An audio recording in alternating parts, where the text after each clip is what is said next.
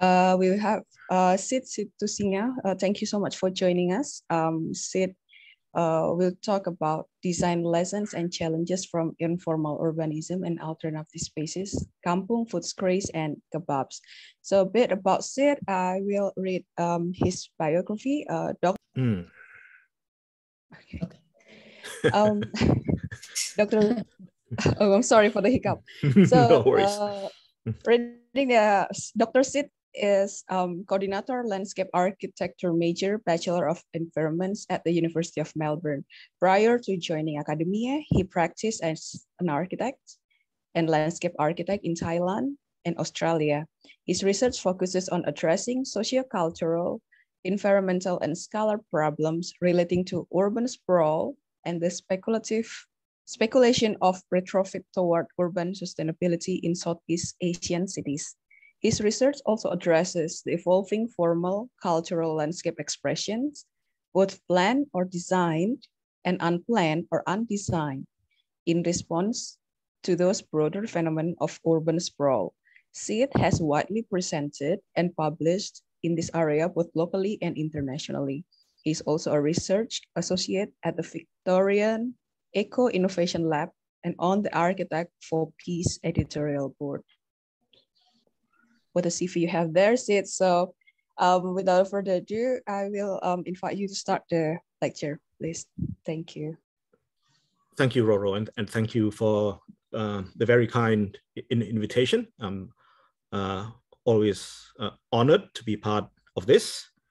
And since it's an online format and we're based in different countries, I'm inclined to do what we often do here in Australia. We do a bit of a welcome to country and acknowledge the traditional owners of the land in which I am based, which is the Wurundjeri people, and of their elders, past, present, and emerging. So my lecture today might seem like talking to specialists, so Bandung specialists and Kampung specialists. So please feel free to correct me, because this is what we are sort of doing here. We are learning, drawing lessons from informal urbanism as experienced primarily in the kampungs of Bandung, in the MSD Traveling Studio in both 2015 and 2019, and as well as my own sabbatical in Bandung in 2017. And it's drawn from many of research that I've been conducting with my colleagues, in particular Dr. Amanda Ahmadi, which many of you are familiar with, and also my colleagues Taj Rosmarin and Jimmy Connor, who were architecture students in the first Bandung studio back in 2015. And we've been doing a lot of research collaborations since, and so it draws from a few papers, a few newsletters in the conversation, and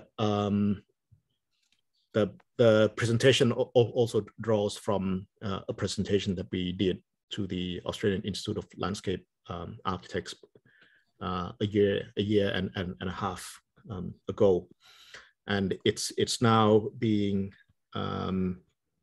written up into two book chapters that is in the process of review. So you'll see and hear more from us in this front. And the presentation today will reflect this formal informal dichotomy, but I don't like to use the word dichotomy, because I think in many places the in-betweens or the gray areas is actually quite large, and it's not necessarily one opposing the other. But I will begin with a formal presentation and then follow with an informal slideshow. So our cities have been transformed by political, infrastructural, and economic-based decisions, which stand in stark contrast to how cities are actually inhabited, appropriated, and used by individuals.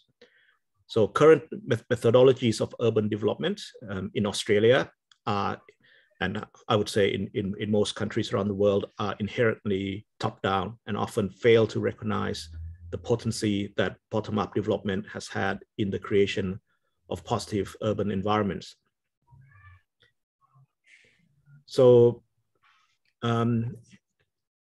as a subset, we also ask questions like this one: what is the future of our cities post-COVID? And we've been asking these questions a lot because we can't get to post-COVID somehow. We're still sort of having to deal with it. But in modern cities, our public spaces represent our shared values. They are our common assets, owned, maintained, and used by members of our society. And so this is perhaps an idealistic definition of public space. The outbreak of coronavirus and its immediate impacts, such as social distancing, have raised many questions about the role of public spaces in such times, with businesses being forced to close and whole sectors urged to work from home.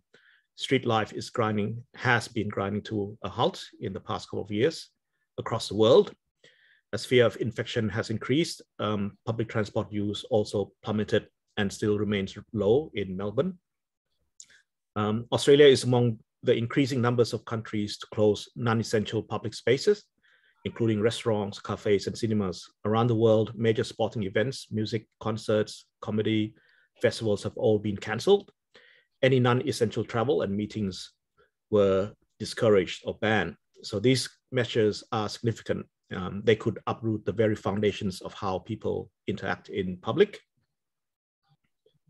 And here are some examples of the government measures that we experience here in Victoria and also in other states like New South Wales. So we propose that informal urbanism offers many lessons in how we can approach our cities. So it offers alternative lens in which we can view and design urban landscapes. What we are claiming here is that there is something important to understand in the way informal settlements and informal urbanism operates, and that we as designers can learn from. So what is informal urbanism? So we define that informal urbanism refers to bottom-up urban spatio-temporal practices that extend beyond the conceptualizations and rules of formal development agents such as planners, designers, and developers. In Southeast Asia, the culture and practice of informal urbanism dominates and is the default practice in public space. Here, the tool of cultural landscapes that view the landscape in totality as a total assemblage is useful to explain the phenomenon. The public realm can be defined as landscape architecture without landscape architects. It helps provide the explanation why the strengths of Southeast Asia landscape architects lie in the private realms of gated subdivisions, condominiums, resorts, and mall landscapes. The landscape architecture discipline likes to think itself as advocates of the informal in Australia, be it activities to ecological health and diversity. In Southeast Asia, landscape architects find themselves in service of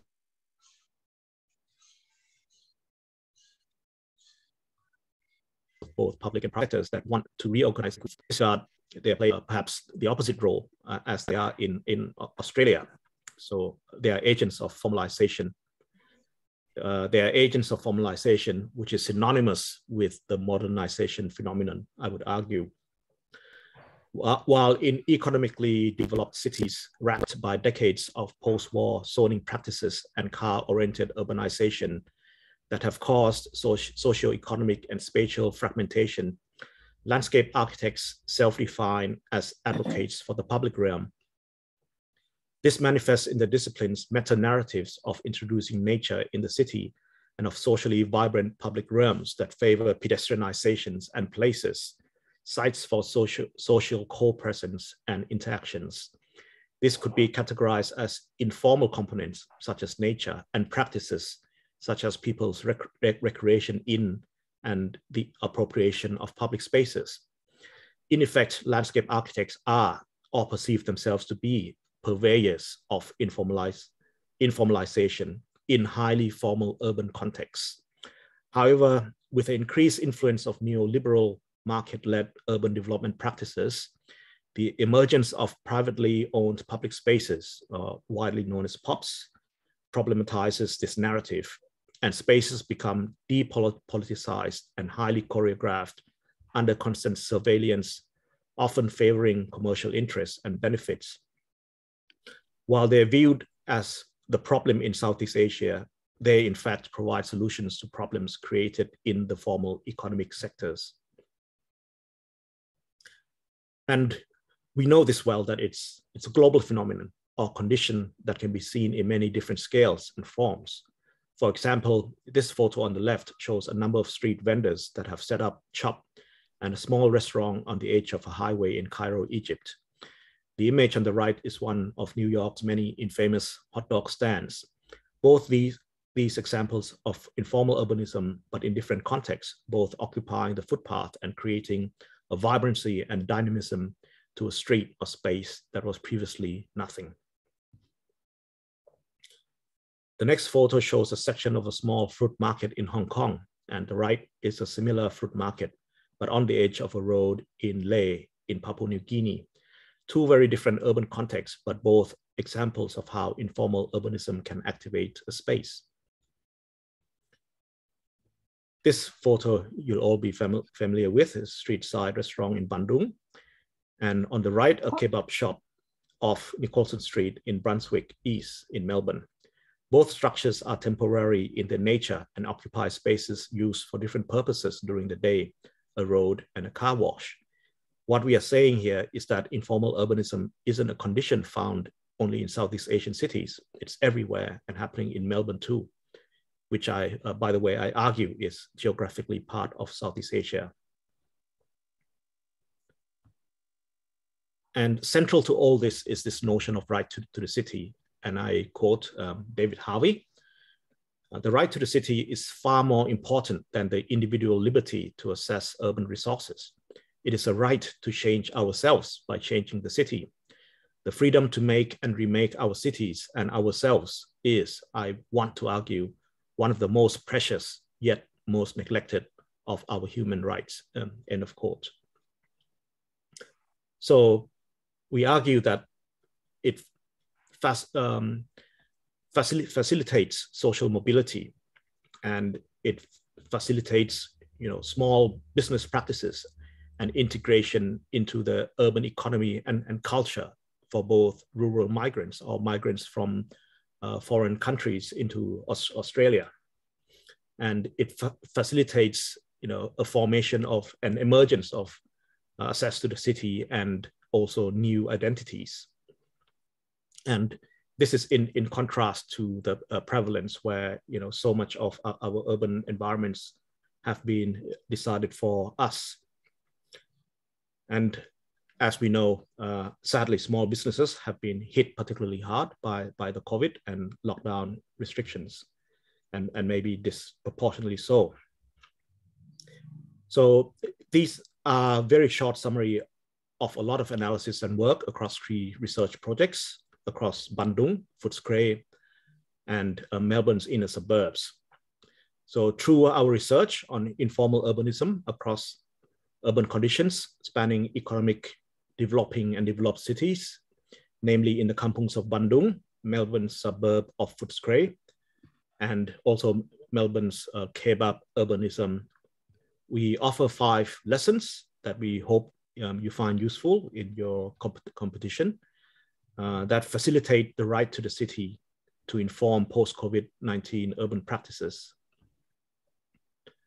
So lesson 1 is social capital. And informal urbanism relies on an alternative measure of wealth, most commonly understood via the concept of social capital.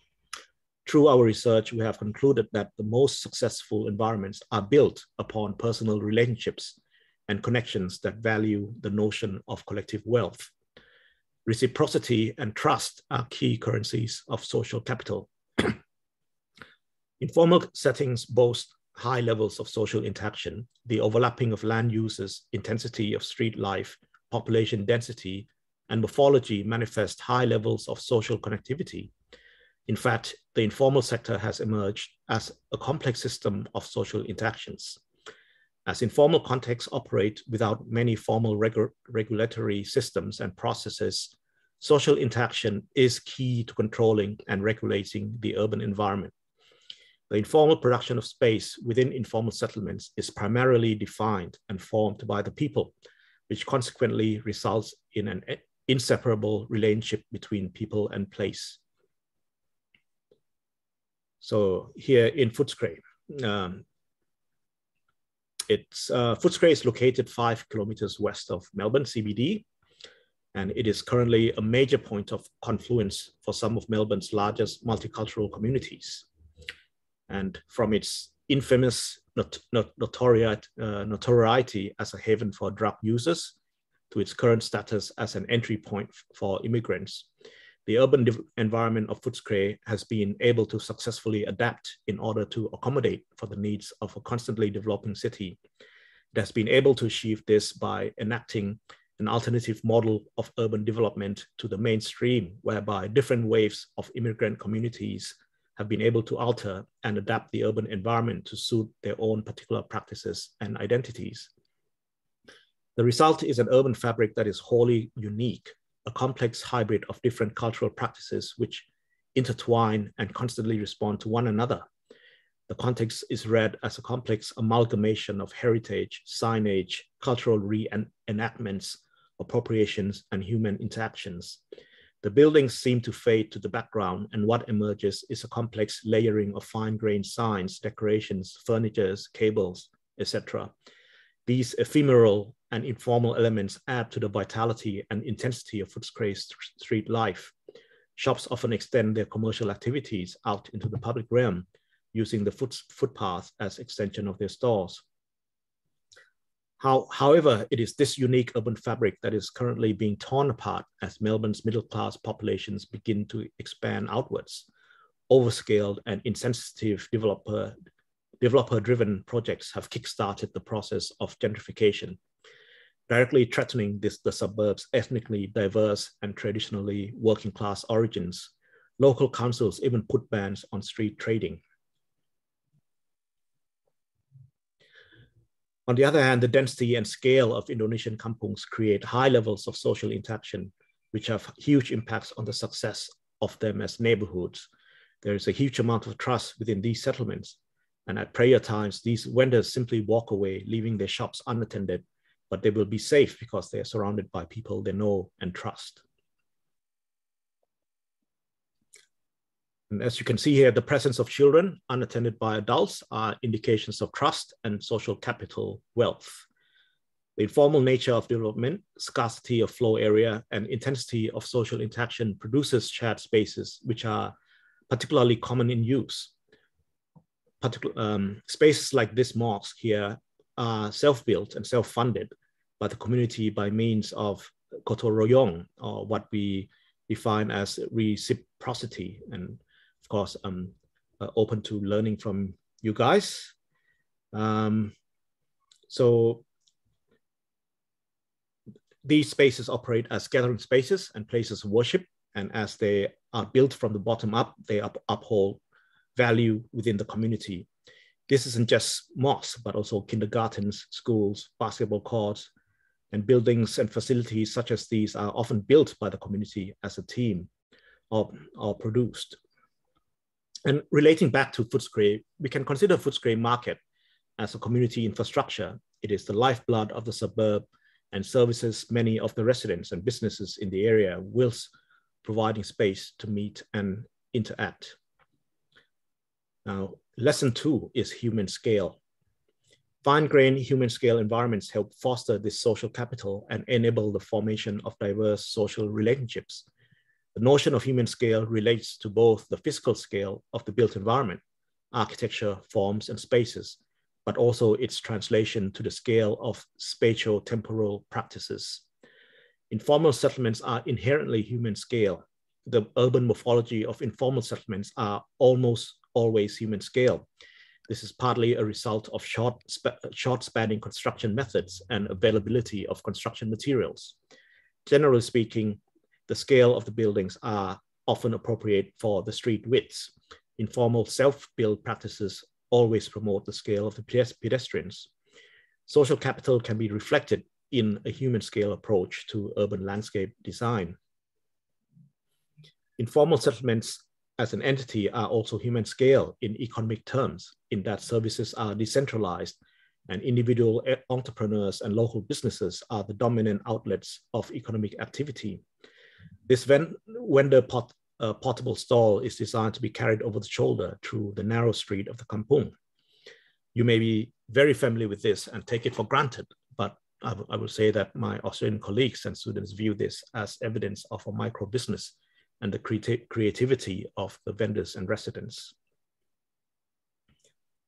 So the image on the left is one of the many street kiosks found on the footpaths of Melbourne CBD. These are currently under threat by council and many have been removed as they are seen to reduce the flow of foot traffic.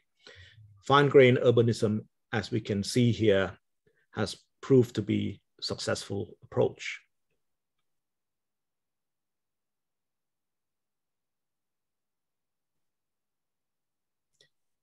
The third lesson is mixed-use neighborhood.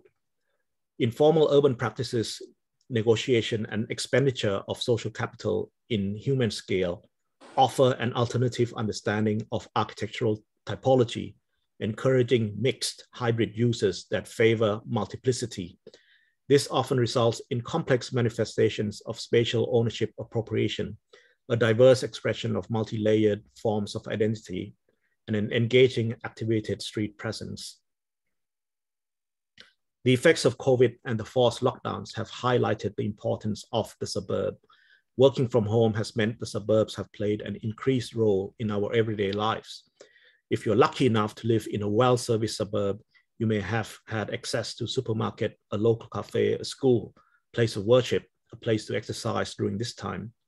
But many others in Melbourne are not so fortunate and may have to travel outside their 5-kilometer enforced radius to access services and essential. In Indonesia, kampungs demonstrate highly mixed-use urban environments. They have their own highly complex and diverse localized microeconomies. They have kindergartens, mosques, shops, restaurants, places to play.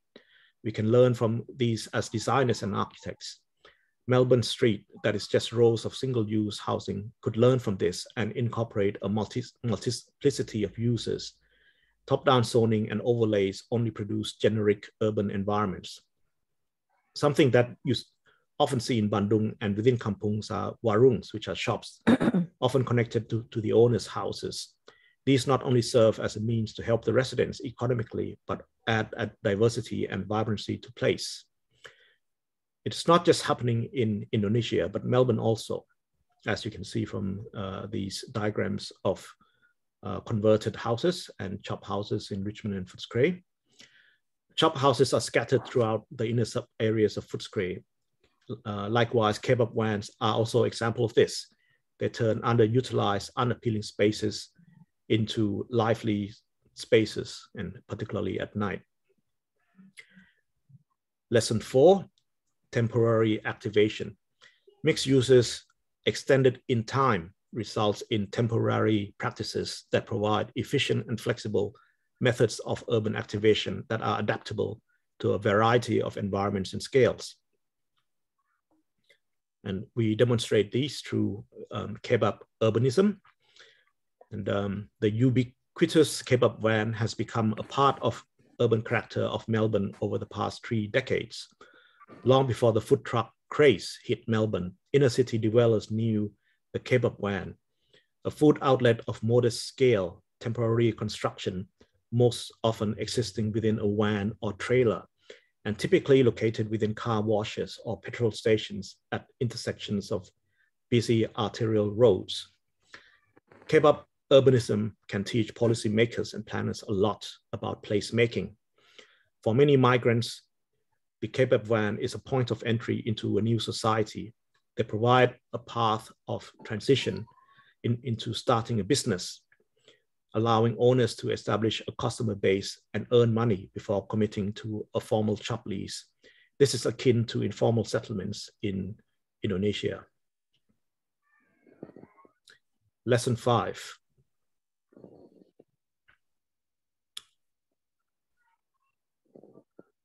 Multifunctional infrastructure.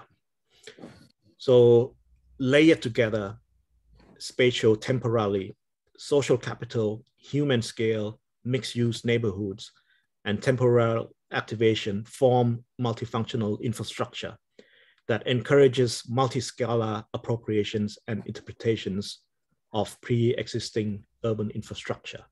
And I'll just illustrate that through a few slides that you're very familiar with. These may have changed because some of the photographs have been taken many years ago. But were snapshots from both Bandung and Footscray. So this is Footscray.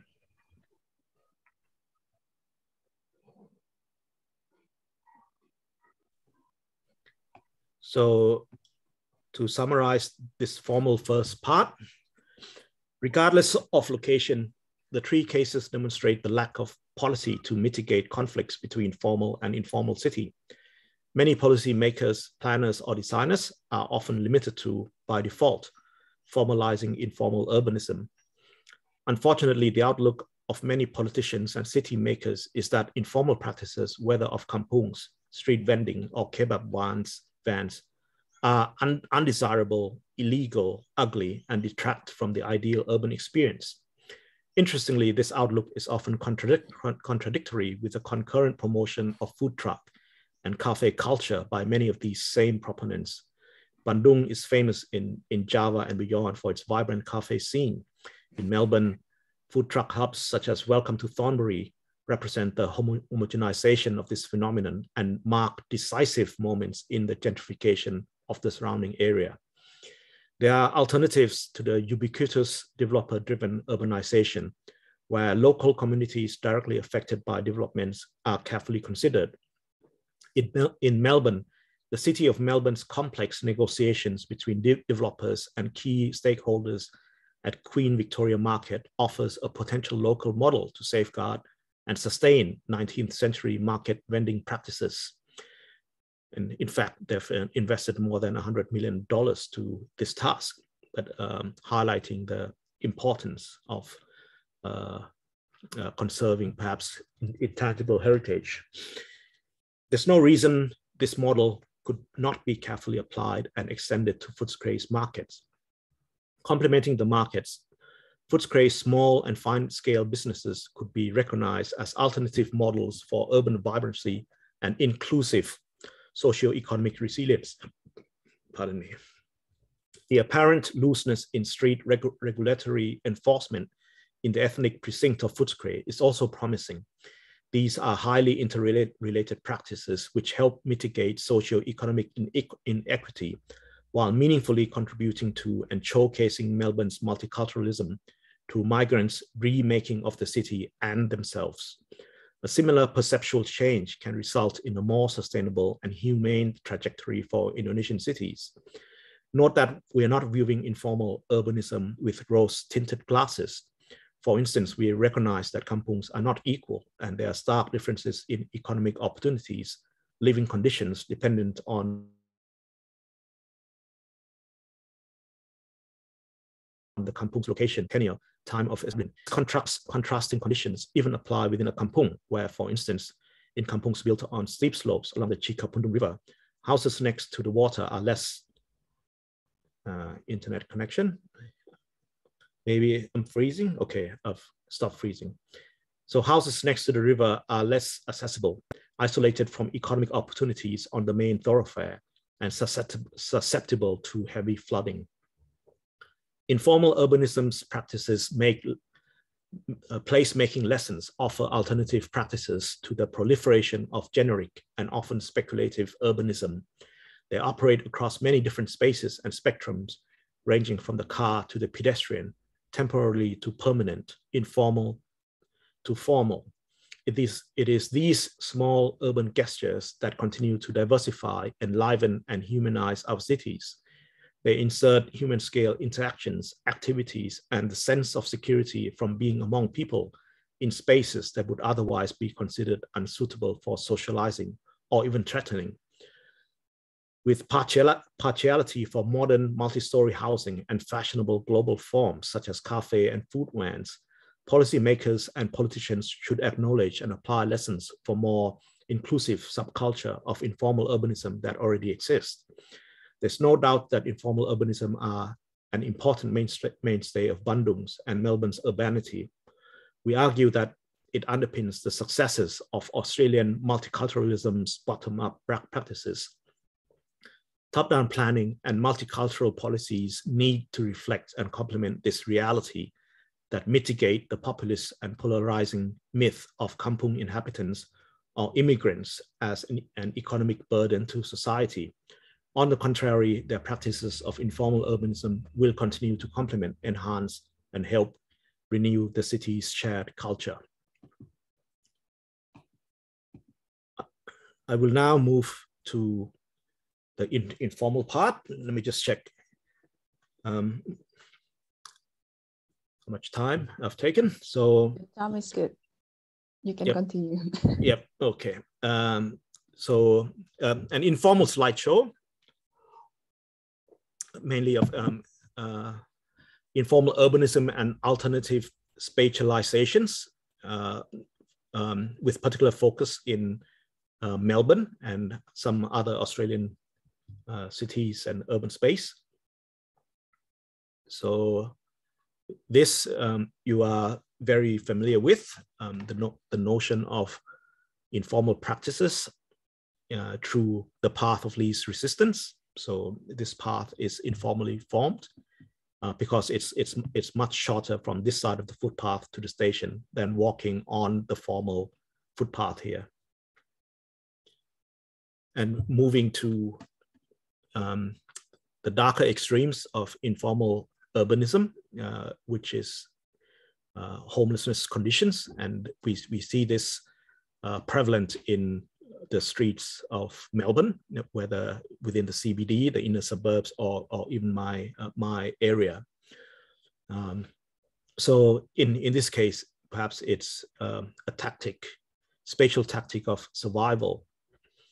And we also see these spatial tactics in response to the COVID, and in the multiple councils in the city of Melbourne finding ways to activate and attract people back to the streets and the CBD. So allowing the appropriation of parking spaces to extend street commercial activities. Or, these examples of informal seatings integrated as part of new developments. But you can see that, while they encourage people to sit and help activate and street life, you can see that anti-skating features have been integrated into the design, and it's also anti-homelessness. So it's not comfortable to sleep on. And these are also examples of design integrated into the streets of the CBD. They're actually anti-terrorism barriers, because as you might have heard, a few years ago, 4 or 5 years, we had maybe a terrorist who drove his car into the pedestrians in the Burke Street Mall, which is the main pedestrian mall in Melbourne.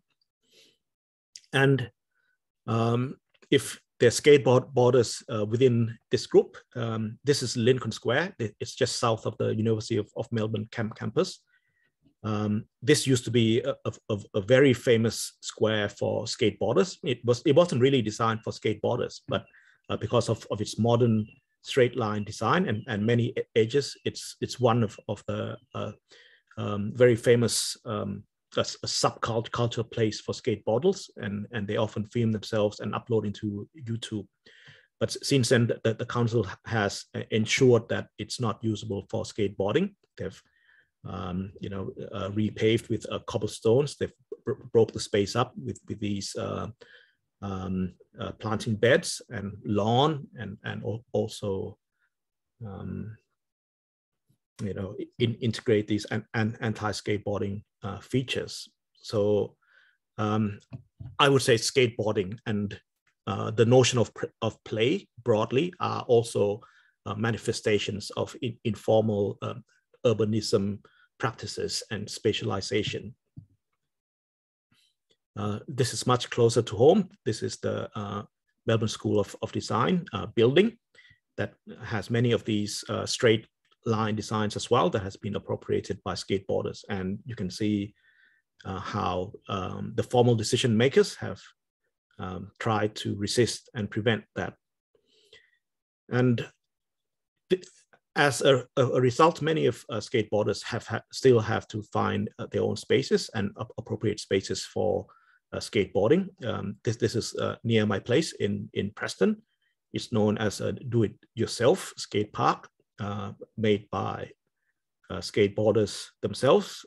And you can see it has that very raw and rough character of informal, what we might associate with informal urbanism perhaps. But it is an appropriation of public land that is in between users. So a lot of this land is in the future earmarked to be developed into public housing. But it's extremely popular amongst the youth and skateboarders. To give credit to the Darebin Council, where I live, so that they've attempted to integrate some skateboarding features into as part of this tram shelter. So this is one of the tram super stops, and this is a shelter for people waiting for trams, and they've integrated into these skateboarding these lines, which are ideal for skateboarding. So it's a willingness to be open and engage with the realities of informal appropriations, which, however you want to control or resist it will come up, it will sprout, much like these weeds sprouting right in the middle of the CBD. Or even, this example of, I like to see it as a fine scale of, the meeting between formal and informal. The landscape and the formal building and the topography, and look at all the hard work that they've done in order to mitigate that connection.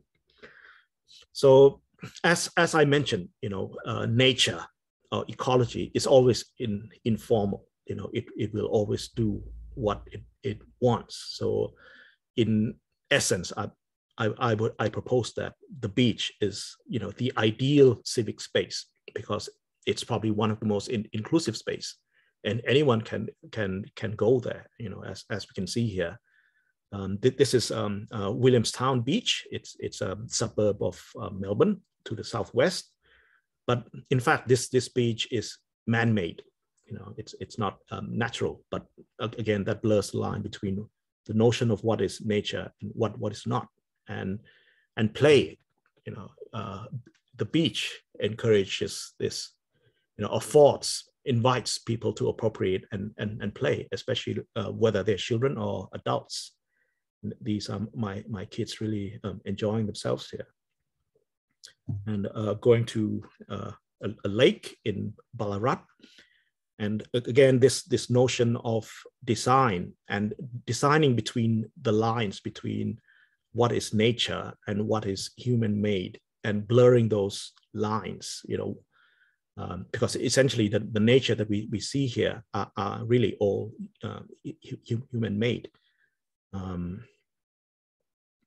And here in particular, we see these stone edges, but it's also lined with these, perhaps nature's appropriation of the formal.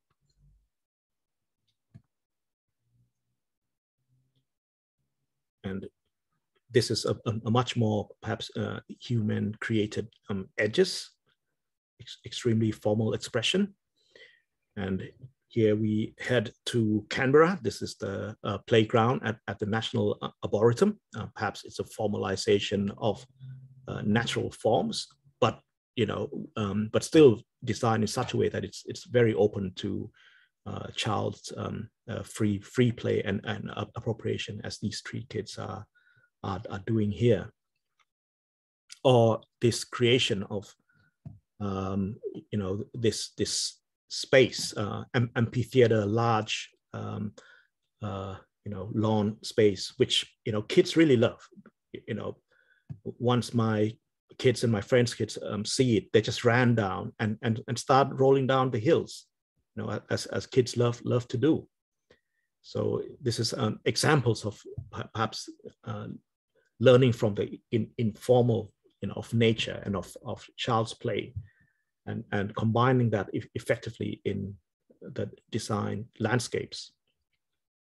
They really enjoy themselves, and they can easily spend hours in that space. And likewise, the appropriation of nature and natural elements, creating these topographies in the city. This is Paran Square in perhaps a more expensive area of Melbourne, and the integration of these play fountains that is extremely popular amongst children. And again, these drawing lessons from the informality of nature and using a natural material like water. This is part of the National Gallery of Victoria, and sort of a pink beach-like pool. Federation Square, the most important perhaps civic space of Melbourne, but many people are not aware that it's actually administered by a private body. But you can see how these formal insertions of fake turf facilitates different types of appropriations. And the lessons in multi-use is always very important. A public art, I would say the most successful public art are the ones that can be appropriated by children for play. If it's public art for the sake of public art and it's not used, people will ignore it. So it's very important that it extends invitations to children. And the city of Melbourne has taken things further by integrating actors and performers in public space to activate and make the spaces even enchanting for children, and creating these monsters and characters that engage with children directly. And these are examples of the working in the grace of the formal and informal. This is right in the middle of the city, next to Queen Victoria Market and within Flagstaff Garden, where the tennis courts has been appropriated for bicycle polo. And where people prefer to appropriate and use doesn't necessarily coincide with the planners and designers' decisions, but you will see these cues, apparent and of informal appropriation, and these bottle baskets, that are cues that people have been here and having a smoke or having some drinks, yeah, and spaces that are perhaps deteriorating or decaying are also spaces that are ripe for new appropriations and new translations by users. And these queues of users abound. So this is the main river, the Yarra River. We're seeing South Bank across the river. The CBD is behind me. Or in infrastructure spaces, and while we see no one there, but we know that someone is there because of all these gravity, or for some people it's street art. So they are being appropriated and used, and so these are also spaces of opportunities in between spaces. Yes, one day they'll turn into this multi-story developments, but in the meantime, there are spatial temporal opportunities to exploit. And other in-between spaces are such as the laneways of Melbourne, which has become very popular tourist attractions. And these are some of the lesser known laneways near Queen Victoria Market. And sometimes it's also in the eye of the beholder. Do you see this as messiness and undesirable or dangerous? Or do you see this as graffiti to be erased, or do you see it as street art? So it ultimately also depends on the eye of the beholder, and how one also translate this. Yeah. And this is another laneway, acting as that an in-between formal and informal, and it's beginning to be appropriated formally by this Japanese bakery. But on the other hand, it still serves as the informal space for workers at the back of these businesses to have a smoke or to have a quick bite. And markets are another, I would say, example of the in-between, the gray formal and informal space. And Queen Victoria Market, as I mentioned, is one of those. Footscray Market that I mentioned is another, and Preston Market, as this image here, is also another of those spaces. But it's also under threat because the land on which Preston Market sit is privately owned, and so they want to build a multi-story housing development here because it's prime real estate now. It's next to a large upgraded train station, and people are fighting that. They're protesting that every weekend. Hands off Preston Market. They gather together. They want the public to be aware that this is happening. So they're resisting that because it's valued. Sidh, you have around 5 minutes. Yep, I'll be finishing soon. There's a few more slides. So the challenge and question for designers is always this perhaps synergy, but also tension, and there's a spectrum between this notion of formal and informal. And you can see here that the city of Melbourne has upgraded this part of the riverbank, but very quickly the young people have made their mark and left their signatures on these spaces. And this in fact is not any space, and this comes to the more nuanced dimension of culture and history of place, and the notion of formal and informal histories of place contained implicit in the place itself and the people, because this is where the first boats of Europeans landed on the banks of the Yarra River, and you can see it's marked by this mast here of a boat.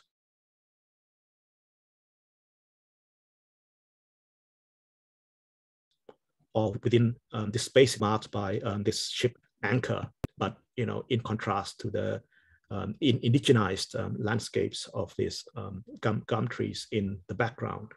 So one might say it's the first meeting between Europeans and the indigenous population. But this history is not very well known.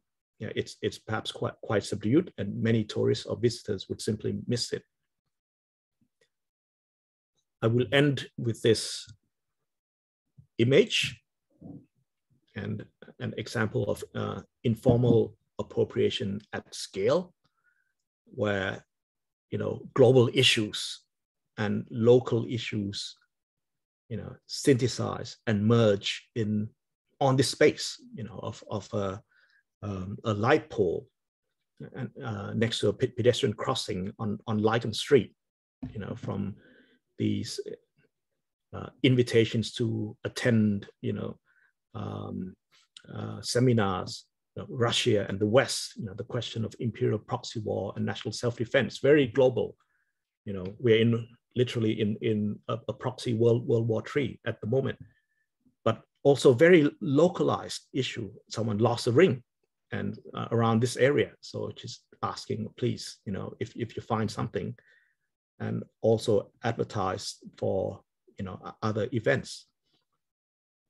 On the other hand, someone just feels like, I have a bunch of beautiful flowers and I'd like to add this to the public realm. Yeah, and so other people can enjoy it, and they've decided to place it at one of the most prominent pedestrian crossings for everyone to enjoy. Yeah. So I will end it there. Thank you. Thank you so much, Sid, for a very interesting presentation about informal spaces and also alternative spaces in Asia and also in Australia. So I invite participants, if you have any question, feel free to raise your hand if you want to ask directly to Sid, or you can drop the question in the chat box. We already have some questions here. Probably I will read first.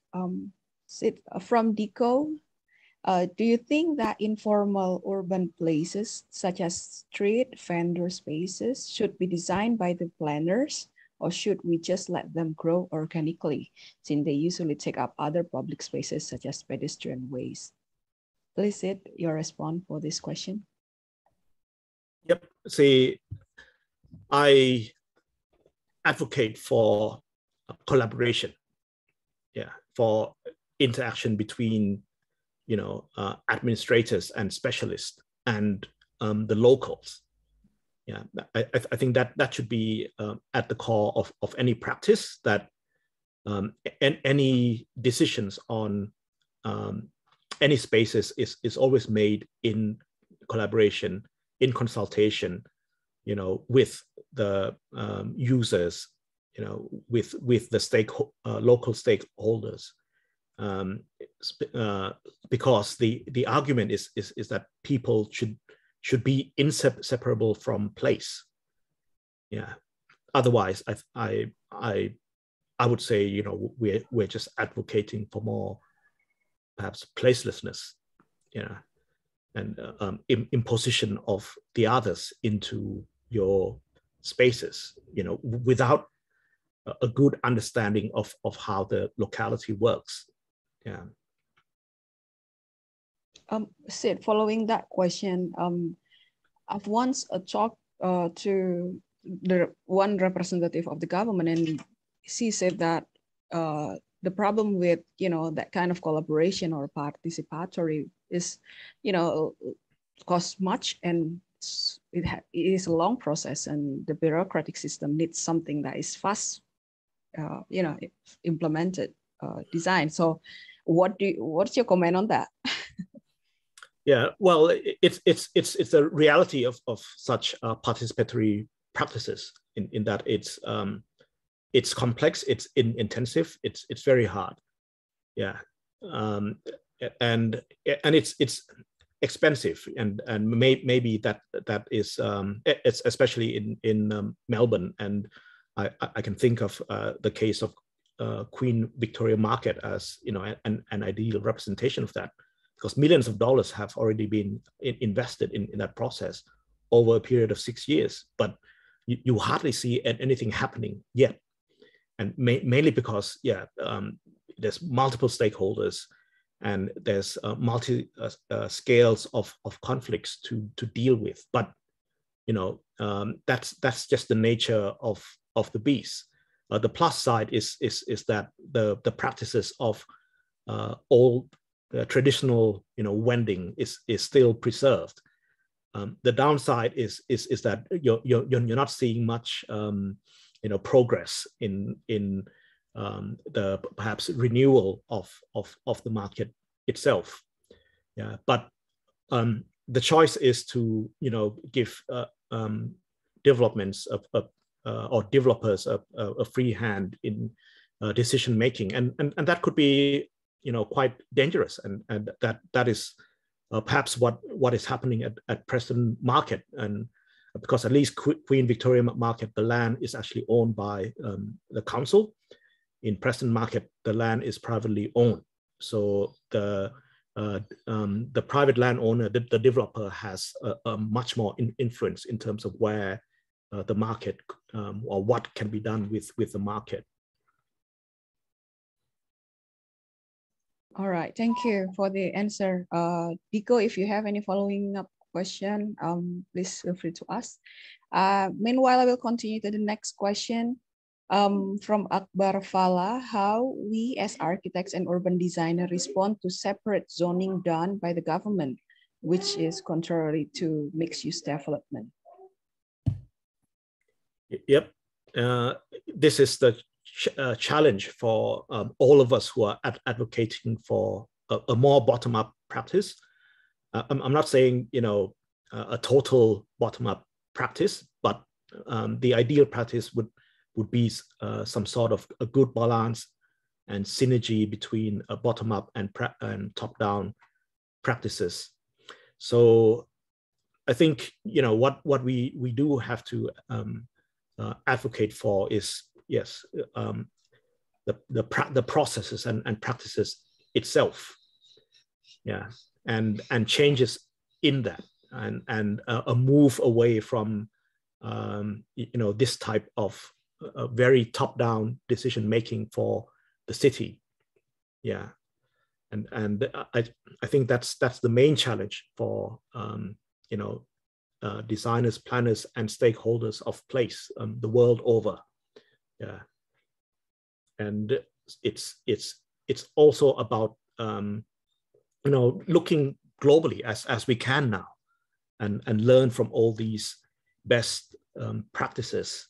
And as myself and Amanda or Jimmy and Taj have looked upon Bandung and its kampungs as one of those great models where we can draw a lot of lessons from, yeah, and we do see these lessons, or practices happening in different parts of Melbourne as well, as I've illustrated in the lecture.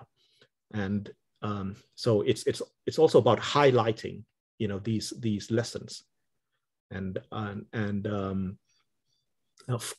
formulate best practices that other places can adopt, can learn from and adopt in their own practices, yeah, advocating for their kampungs, for their markets, for their open spaces. Yeah. All right, Akbar Farah, probably if you have any following up question, we will read it later. Meanwhile, we'll invite probably from the participant who wants to directly ask question to Pak Sidh, if anyone. All right, we have Muhammad Ilham Akbar, please. Hey, hi. Thank you, Dr. Sidh, for the... hello, am I audible? Yeah. Yes, please.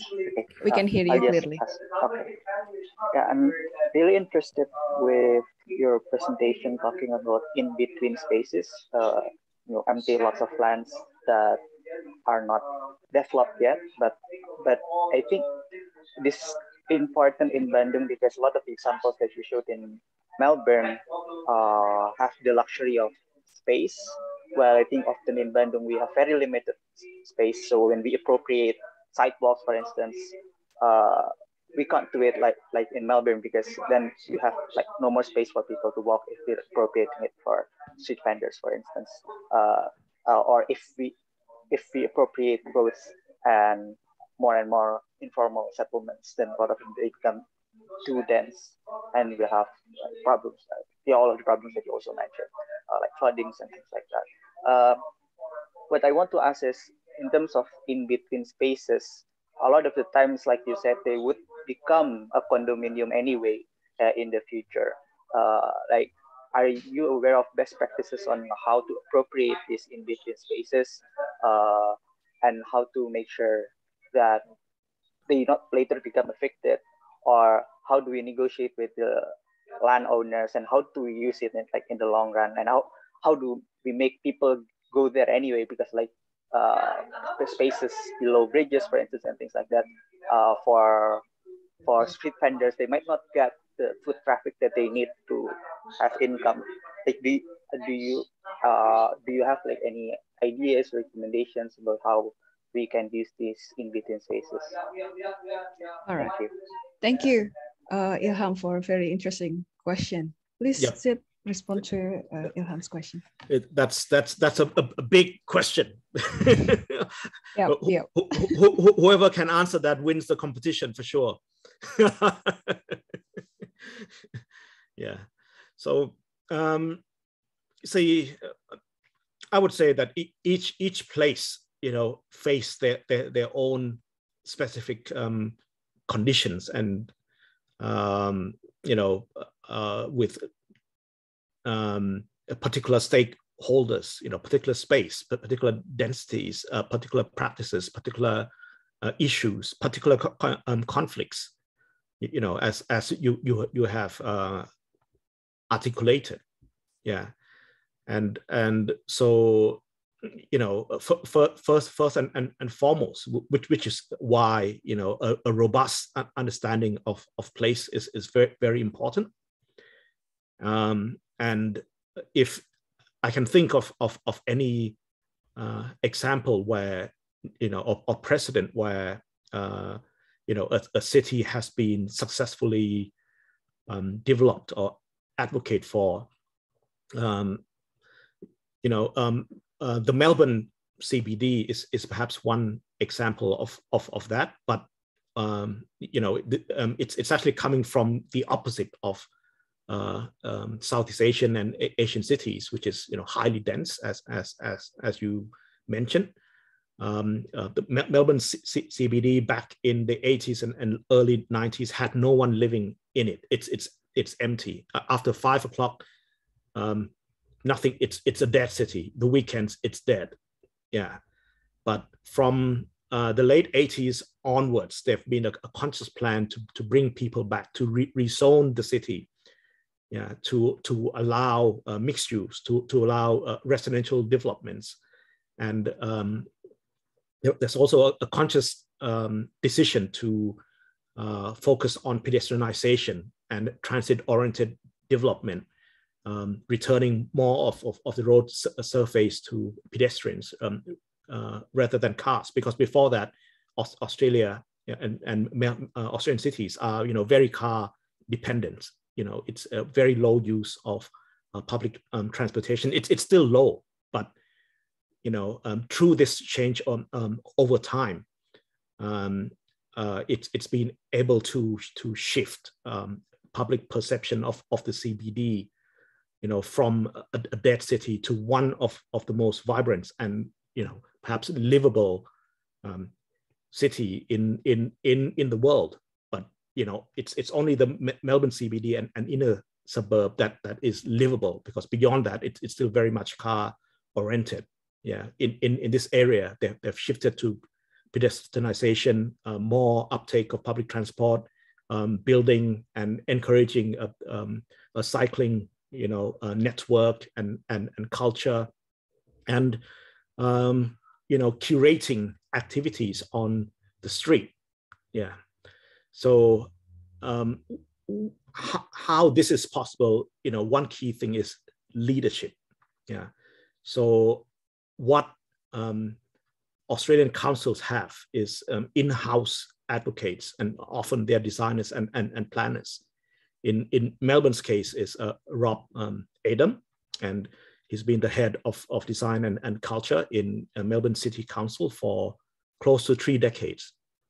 So having one very strong advocate for pedestrianization and for renewal and activation of the CBD is very important. Yeah, because the councillors or politicians will change every three years. There'll be a new group that is elected, and they often come with new reflecting some stakeholders' demand, and often that is against pedestrianization. They want to return the car to the street because the culture, the mindset has not switched yet. Yeah, and until the users, business owners, and the residents see the mindset shift, and they can see examples of how these changes are actually increasing foot traffic. Yeah, then they can begin to understand why removing cars from the street does not affect their business, because before that they will think that, street side parking is important because people will park on the street side and then they will come into their cafes or they come into the stores to buy things. Yeah, so they would be strong advocate for keeping those cars on the streets. Yeah, but once they can see that, hey, if you expand the footpath and you make it much more convenient for tram and public transport users and cyclists, actually you're getting more foot traffic for your business. Yeah, but see, this is a multi-scala and requires quite a long time scale and time frame as well. Yeah, and that's why it's important to have champions. Yeah, you will see that places that often survive, the pressure to develop because of increased land prices are places where there are strong champions, there are strong advocates that value this place. Yeah, and they see it as important. Yeah, even if broader society might accuse them, oh, you're anti-modernity, you're anti-development, you want to keep us backwards. But no, I argue that they're actually visionaries. Yeah, and such was the case in Bangkok as well. I remember back in the 80s, right, when the main solution to solve traffic problems was building raised expressways, and one of those expressway ramp was planned to take over a Muslim village in Bangkok, and it's a famous village because Jim Thompson silk, Thai silk, actually that this is one of the hubs where of silk production. Yeah, but the villagers resisted that ramp. Yeah, and back then, I remember reading the news, and I was one of them. I was affected by the news. Hey, why can't you sacrifice for the greater good? Yeah, but in the long term, it has now been proven that they are right. Yeah, but and society has shifted that expressway is not the way to go. We need to build more mass transit systems. Yeah, and these old urban villages are very valuable and are also potential tourism assets because they have long history. And the notion of place is not just the forms and space. It's also the people living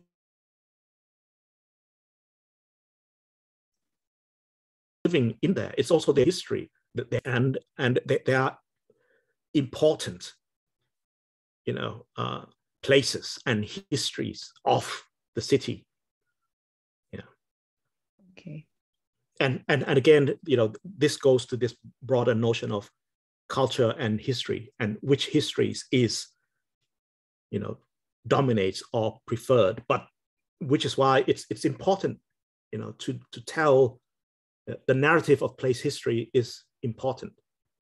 Yeah. And you can't let the top down narrative dominate and say, hey, these villages are, they're outmoded, they're dirty, they're messy, and they are draining our resources. But the opposite is the reality is the opposite is true. If you don't have them, you don't have the city. They are servicing the city. They're providing essential services.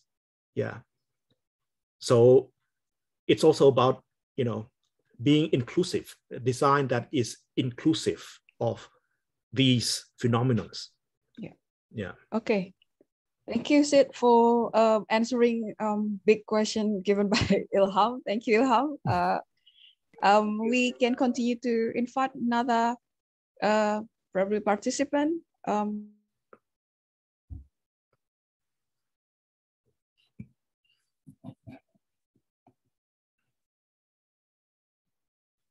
Can I ask, Bu Roro? Yes, please, Vidi. Yeah. Thanks, Sid, for your sharing. It's very interesting. I wonder, do you have any experiences? How long does it take to change the mindset of the people? Because sometimes for informal, we can say, let's say informal users or workers, they even though they scale up their level, I mean, they become not informal anymore. Sometimes they still feel they are part of informal that we need to perhaps help or give some subsidize or something like that. Thank you. Well, see, the story is, very nuanced, and we know that from visiting, these kampungs, that within each kampung, it's a society in and of themselves. There's there are rich people in there as well, and they're also very poor people. There are people who've been there for decades, and there are people who have just arrived.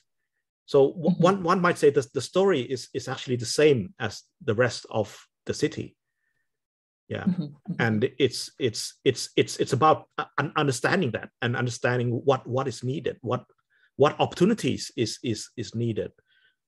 From the immediate ones of economic livelihood to longer term investments like good quality education for the next generation. Yeah. Ultimately, places will change, and there are examples of people who have been successful, who came in as a migrant and then benefited from and were able to be social mobile and become successful, and others not so. Yeah.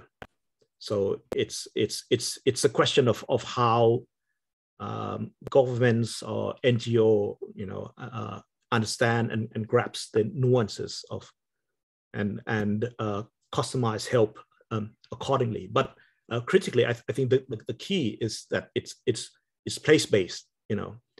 It should not be a rubber stamp solution that or we can apply this anywhere. Yeah, and the most important thing is if people feel ownership of it and they take ownership of it, they can be leaders, local leaders, and these are the advocates that we want. Yeah, who will fight for our kampung, or will fight for our part of the kampung. Yeah, and that's how perhaps broader the benefits are more broadly, disseminated. Yeah, thank you.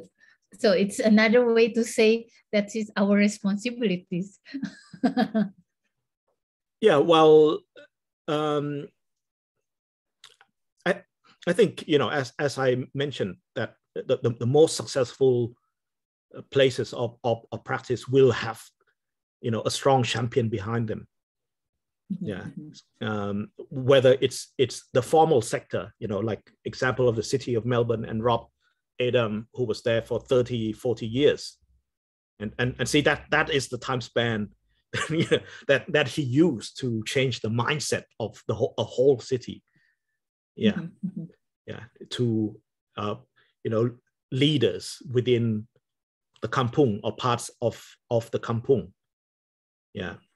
In terms of maybe, resisting eviction or demanding that, a sewerage system is, installed, is built, or a better school, or, new education facilities.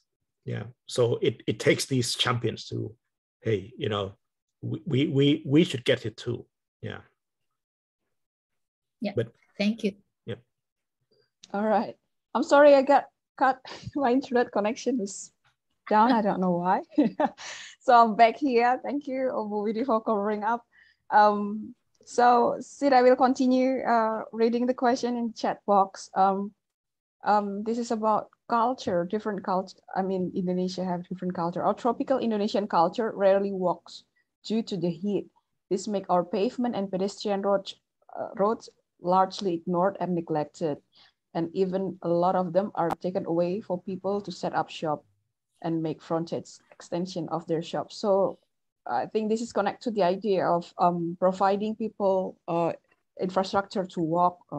Will it be relevant in Indonesian context, which is the heat is the problem and people don't really want to walk? Yeah. Can you respond on that? They say exactly the same thing in Thailand. But, really? And then I would say, take it as a challenge. As designers, can we change society's mindset? Yeah, and I think, yeah, if you learn from cities where there's a good mass transit system, mass transit and pedestrians are actually some of the best allies, because you have to walk. You have to walk from the station, to your destination, whether it's your home or whether it's your workplace. Yeah, and I think part of the answer is more systemic in that sense. Yeah, if society is still, or the city is still very car dependent, I would agree that's going to be very hard. Yeah, but if there's a shift, if there's better mass transit system, whether it's an effective bus rapid transit or monorail or MRTs, then I think a shift is possible. Because in Tokyo in summers it can get horrid, extremely hot as well, and Hong Kong in its hot season is as humid as any city in Southeast Asia. Yeah, but because most of the people are reliant on mass transit to get around, there is a walking culture. Yeah, and cities like Bangkok and Jakarta, have that density already. And in Jakarta, there's a lot of investment in public transportation, and I think once there's a good network there, that there'll be a shift, and the objective is often the same. They state, okay, yes, the ticket price is going to be unaffordable, but it's sort of targeted towards the car owning middle class anyway. Yeah, and in Bangkok, as in Jakarta, they're probably saying the same thing. Once the system is there, we expect to, take a few million cars off the road because they'll be using mass transit system, and they'll be walking. Yeah, and we know that walking is actually very healthy as well. So there's public health benefits as well. So I think as planners and designers and policymakers, I think there are great objectives worth really pushing at multiple scales. Yeah. All right. Thank you, Sid. Your answer, I think that also answered another question from Akbar Fala in the chat box. Thank you. I will invite another participants who want to raise question to Sid directly. Please raise your hand if you have question. Otherwise, I also have a question. Can I have a question? Sure. Is it Bu Hima? Yes. Yeah. Yes, okay. Please. Yeah, my question is informality concerning only on physical elements or physical issues? Do you have some experiences with dealing with social issues? Because informality causing also not just space occupation, but also how people organize themselves among their groups, among their cultural background.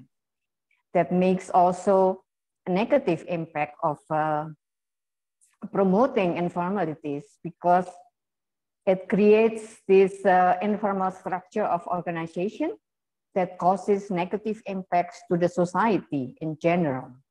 So do you have any experiences with informality in the sense of social organization in dealing with space?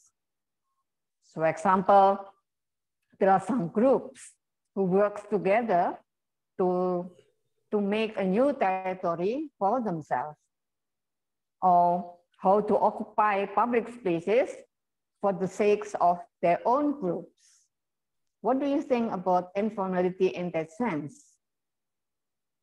So public spaces in the city is not just a physical space to walk on or to work with, but also for making money or for dealing with other groups or other power.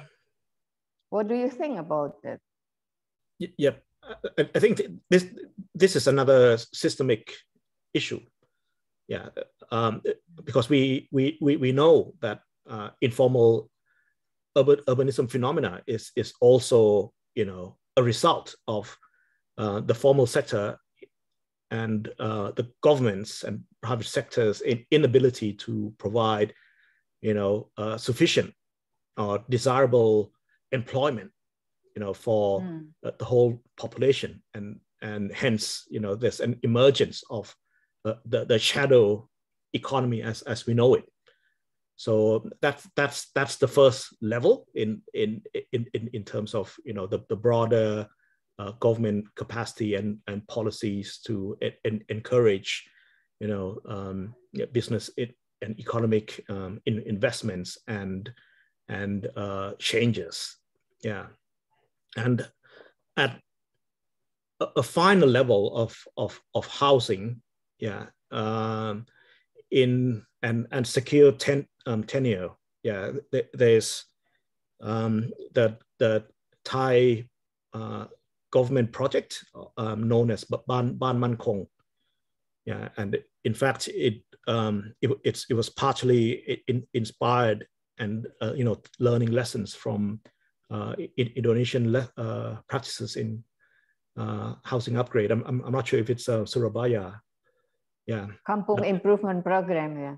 Yeah, yeah, but it's been trialed in Thailand in the late 80s to 90s, and in the late 90s it was then trialed in 4 or 5 what we often associate as slums around the country, and they use that to synthesize a formal practice that will engage multiple stakeholders in the cities to engage, each city and town are tasked with engaging with their own housing renewal, housing upgrade for slums issue. And it involves the multiple stakeholders, from local government, the local universities, local private sectors, in and engaging with the issue as in a comprehensive way in terms of land availability and what type of tenure. Is it going to be rent to own? Is it going to be just renting?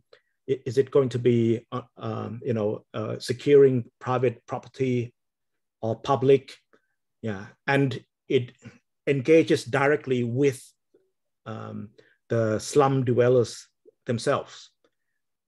But it the first process is actually capacity building, local capacity building of the community, and then the next thing is the capacity to collaborate with these formal stakeholders, collaborate and leverage, the skills of the faculty of architecture, the faculty of engineering, the faculty of public health, to formulate a more comprehensive response for the whole community. And the capacity building is also economic. So it starts from savings.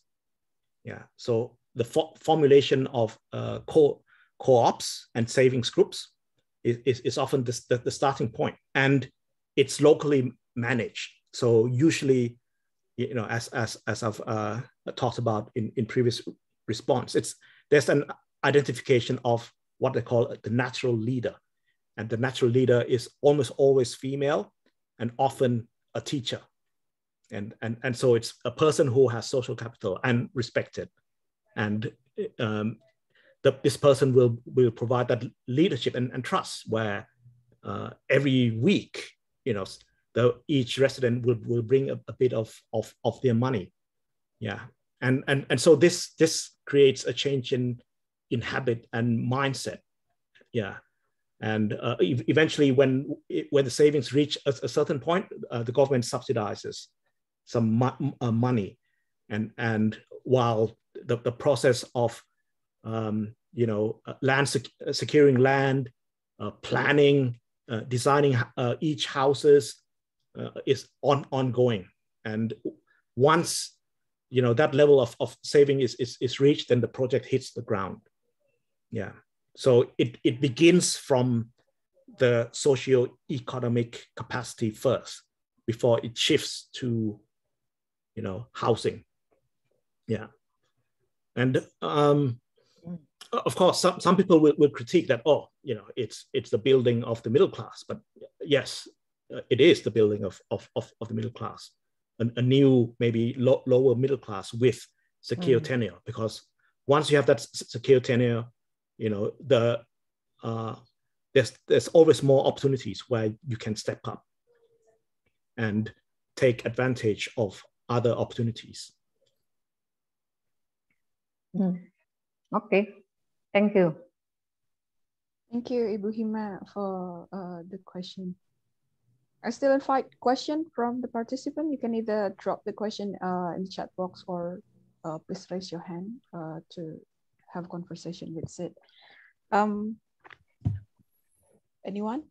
If not, then probably I will ask my own question. Sidh, as an architect, can we actually design informality and this alternative space, and how to make sure that the space that we provide works in a way that we expect, and not sometimes like people misuse it for like a different purposes that is not really good.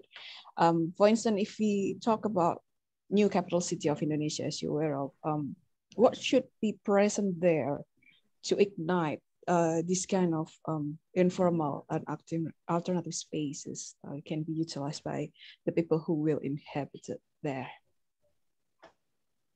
That's my question.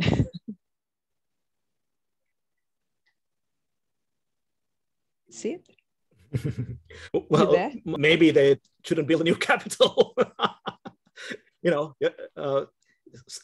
try to engage with yes, you know, the problems of Jakarta seem so insurmountable. You know, it's a massive city that's going to be even larger than Tokyo, if it's not larger than Tokyo already in terms of population, and it has, you know, massive and huge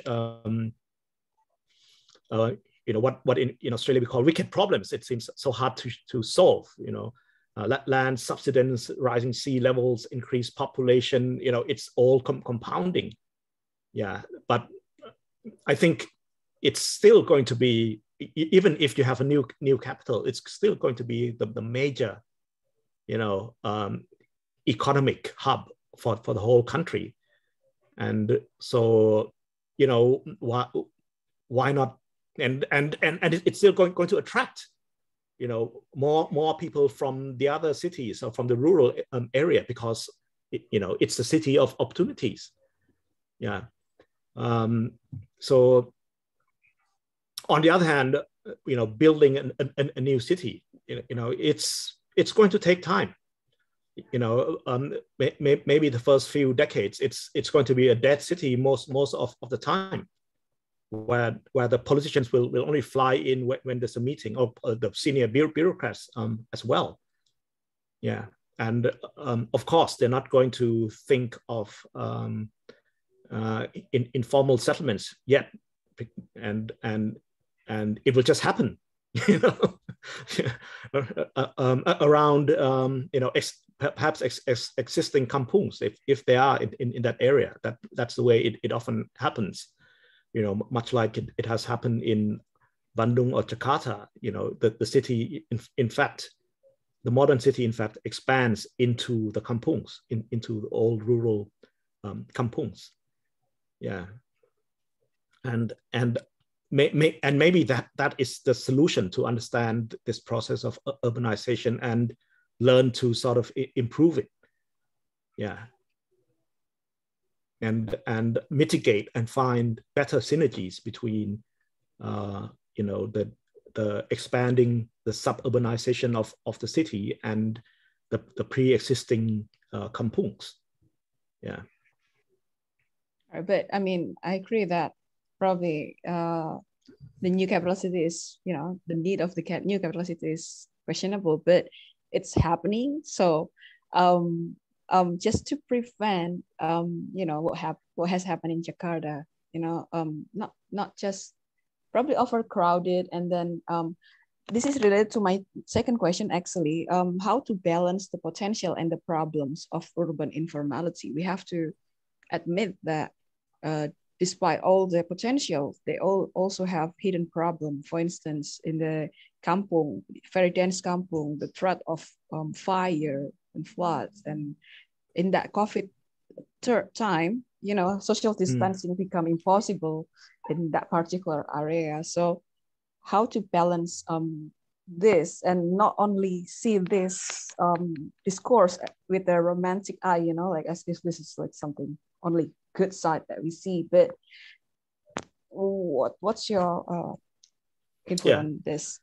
To that first question, that the new capital will be built anyway, you know, so, you know, we can also look to our own precedents, you know, and Bandung was to be that new capital once. Yeah. And so it's about learning from these historical precedents as well, and in terms of, okay, what has happened, and why, and how, and how can we preempt it differently. Yeah, and this applies to the second question as well, you know, that it's we as designers and planners, and as teachers as well, should be the specialists, yeah, in the development and evolution of our own cities. Yeah, because it's actually very specific knowledge that outsiders like myself, or, you know, people in developed countries or cities, you know, surely they can't understand, they can't know the place as well as you do. Yeah, and sometimes we perhaps undervalue, the knowledge that we already have. Yeah, of living in these places and in these spaces. Yeah, and so the question is then, okay, how can we make it more better, more efficient, more safer, more equitable, more inclusive? Yeah, because we can't say that it's not inclusive already, that it's not efficient already, that because it is. They have its own way of managing and administering. Yeah, but it's about knowing and understanding and using our specialist tools and knowledge as researchers and practitioners, yeah, to unpack that. We have that skill. Yeah, so we have that skill to know better our own place. Yeah, and then to be creative in terms of responding to that. Okay, yeah, thank you for the answer, Sid. Do we still have question from the participants here? Okay. Can I? Yep. May I contribute and to the argument? Bu and Dang has a question. Yes. Well, actually, not a question, just sharing. Just lately, I did some little research on a part of Bandung that was designed by Dutch. And what happened is after, independence, then the informal sectors and activities actually taking part on the development of that area. So my understanding is that informal sectors or informal activities has a kind of strong a power to localize the formal forms designed by the Dutch. So yeah, I was just wondering what will happen to our new capital city that actually not including and not in doesn't include the informal sector as part of the planning and design. Because what I see is in Putrajaya, actually it also has a kampung on the skirt. So they both can exist, but to what extent then? Yeah, the balance or the synergy or collaboration that one respect the other. Probably, yeah, that could create our characteristic of our own urbanism. Probably, I don't know, Sid. Yep. Well, I totally agree, and I think, and it's not just an Indonesian phenomenon. It happens in Thailand, in Vietnam, in Malaysia. We like to pretend that these places don't exist. Because we desire. We desire global forms. We desire to be Singapore or to be Dubai or to be Melbourne, or but we forget that we can't be these cities. We can only be us, a better version of us, and more equitable version of us, more inclusive. So we have to sort of be maybe comfortable in our own skin first, yeah, and then utilize that, with the skills we have as designers, planners, and researchers, and practitioners, yeah, so that it serves our urbanism, yeah, and not rely on these importations too much. And the importations are often importations of images, images of being modern, being modernized, yeah. and participate in this, contestations of images. So if you go to all these, websites and Facebook and all that, it's the contestation is only of image that, oh look, we have the tallest building now, oh we have the biggest mall now, or we have the widest road, we have the, they're really meaningless. What is important is the livelihood of the people in our cities, and their future trajectories that we can help, in making better through our design and planning and research, and teaching skills. Yeah.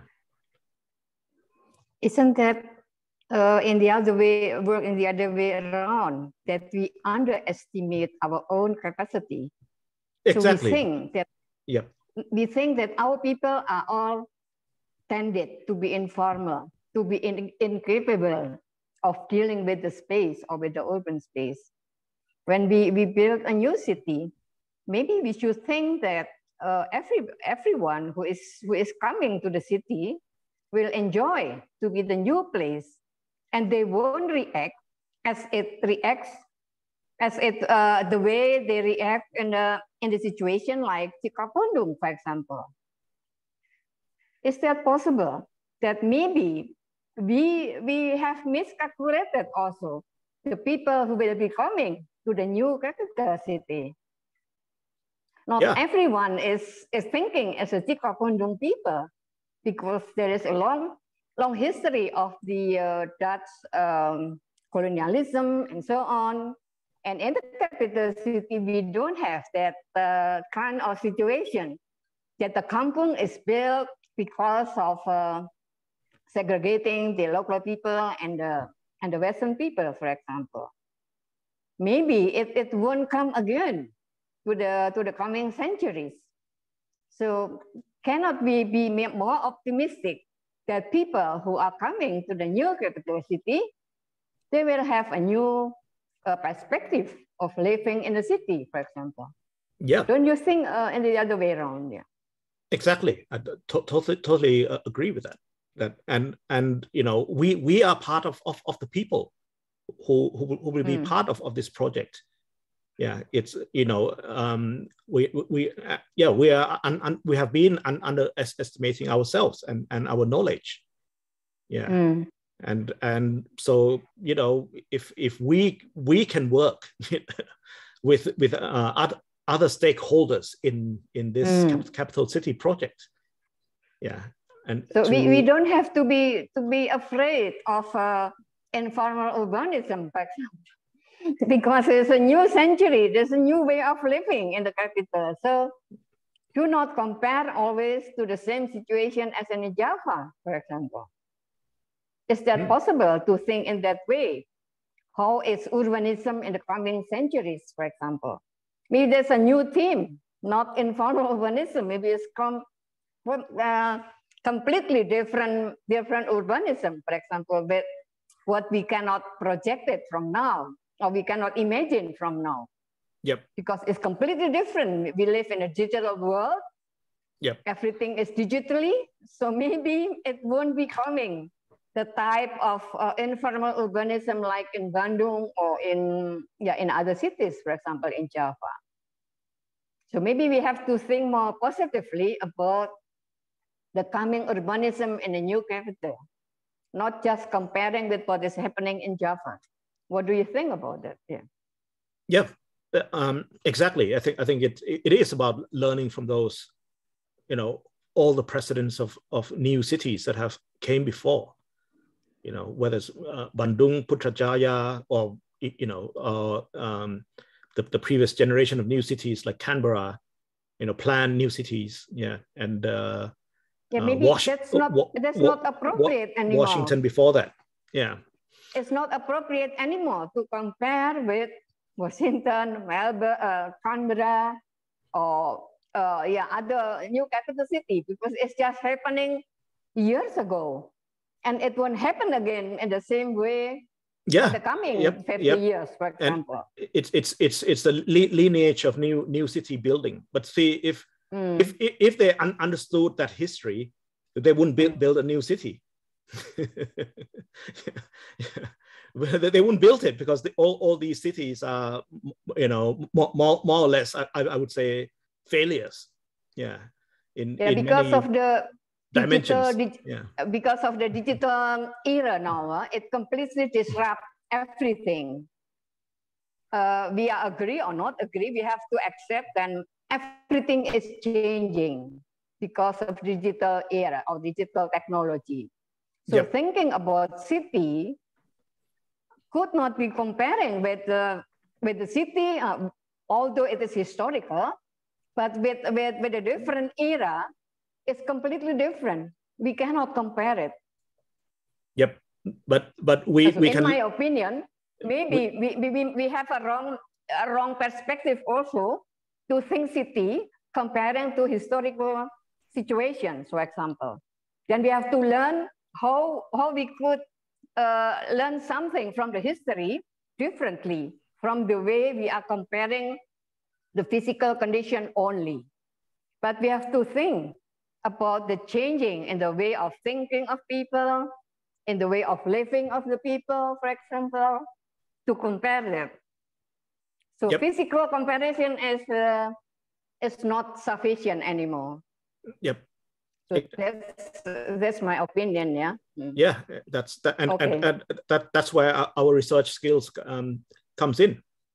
Yeah, about knowing and documenting this knowing these precedents. What and contextualize them, what they have achieved, what they have not achieved, where they have failed, where they have succeeded, and that's how we can begin to conceptualize something different and new from learning these past mistakes and projecting the potentials of today's technology. And again, today's technology will be outdated at a certain point in time.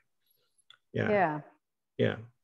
So the problem is, our problem is, how could we project the things from the precedent? So what we have learned from the precedent is okay, it's good, we learn something. But how we convert it, how we transform it to the different era or the different way of living, that is still a big question, because we never discussed that. We're just talking about what we learned from the past or from the existing, but how to transform it from the existing to the new situation, that's need another studies. I think we have to think how to make a trajectory or make a transformation, so from a certain condition to a different condition. Maybe that kind of research what we need right at the moment.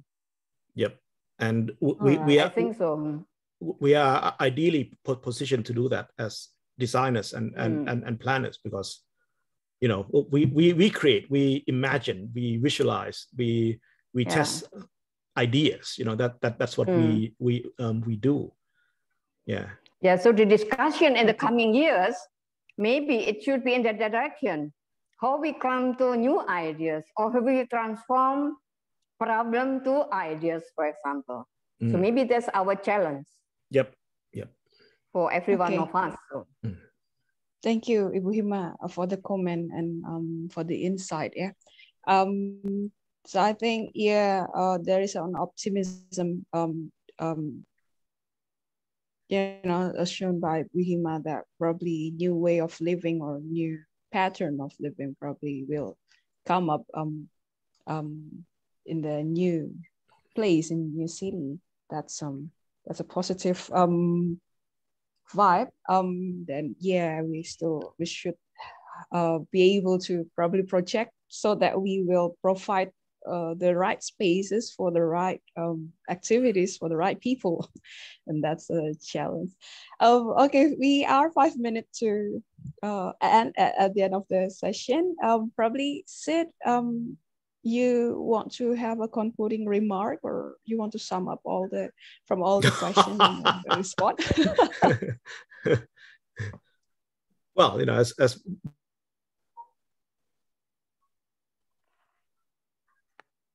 Bu Hima, this is what it's about. Yeah, it's about challenging yourself to come up with these new alternative, practices and places. But remember to be rooted, and in understanding how your very own cities, your very own surrounds, your very own people, your very own stakeholders, have created, the city that is Bandung, is Jakarta, is Jogja, is Surabaya today. Yeah. So that's that's probably the challenge for us. But yes, you also understand a lot of these changes well, because you have lived it in this past 2 years, being disrupted by the COVID, and you have been promised, different types of future by, these gods of the digital world, your Elon Musk, your Zuckerbergs, there's the promise of metaverse and all that. And okay, what could that mean? Yeah, in this future city, or that you are envisioning. Yeah, so it's hard, it's difficult, but fundamentally it's also important to that you can't do it alone, that you have to engage with multiple people and stakeholders and specialists as well. If you can bring these knowledge together, and synthesize it into a robust vision, who knows? Maybe it's something that can be sold to politicians and decision makers, that hey, we can do things better, in our way, specific to our locality, that will benefit equitably our people, and is inclusive of their, at least their needs, and perhaps their aspirations as well, and aspiration is important, because that is what draws us to come to these cities, because we want to realize something, we want to improve, ourselves, our stock, and through doing so, our own city, our own environments and surroundings as well. Yeah, so it's about leveraging that, collective aspirations, individual aspirations into collective aspirations. Yeah. All right. Thank you so much, Sidh, for giving all the guest lecture and then responding to all the interesting questions coming in the session. Before I close this guest lecture, I would remind all the participants that we are still receiving proposal for the final project competition that we have. Please check the details in our Artepolis website. Thank you so much, Sidh, again, and thank you, Bu Widi, Bu Hima, Bu Endang, and everyone joining this session. I would close the session with Assalamualaikum warahmatullahi wabarakatuh. Thank you. Thank you. Thank you very much. Thank you. Goodbye, Sidh. Thank you very much. Goodbye. Thank you, Sidh. Bye. The best. Yeah, the best. I will close. I will end the meeting for all. Thank you. See ya. See ya. Bye. Bye.